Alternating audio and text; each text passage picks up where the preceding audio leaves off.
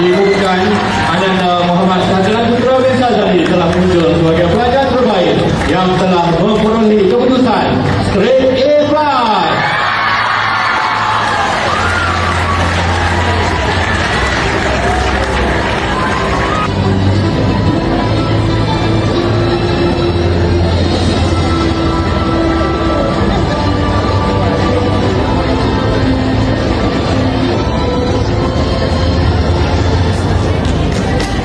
Assalamualaikum warahmatullahi wabarakatuh. Jadi hari ini adalah tarikh keputusan SPM 2025.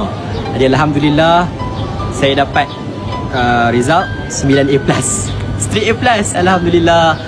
Itu semua adalah rezeki daripada Allah Subhanahu Wa Taala, dan kalaupun ada usaha saya tu sikit sangat, kalau Allah tak izin tak dapat juga. Baik. Jadi pertama kalinya saya nak ucapkan terima kasih untuk ibu dan ayah saya, kerana mereka ini menjadi pembuka hijab doa saya. Jadi terima kasih untuk ibu ayah saya, untuk ibu ayah kedua saya yang ramai sangat, ya.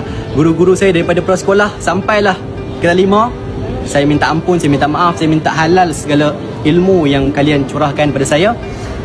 Terima kasih atas tunjuk ajar, dan sehinggalah saya dapat capai ke titik ini pada hari ini. Alhamdulillah. Dan terima kasih juga pada rakan-rakan yang sering mendoakan dan yang membolehkan saya upskill setiap daripada ilmu tersebut. Bila saya kongsikan dengan mereka, itu yang menyebabkan, itulah latihan saya, ya. Setiap minggu pasti ada kelas dengan rakan-rakan yang lain, terutamanya rakan-rakan daripada 5 Alliance, ya, dalam subjek ekonomi dan prinsip perkawanan. Dan alhamdulillah hari ini Allah izinkan keputusan yang saya dapat hari ini semuanya adalah untuk ibu ayah saya dan untuk sekolah Sri Nibong ini.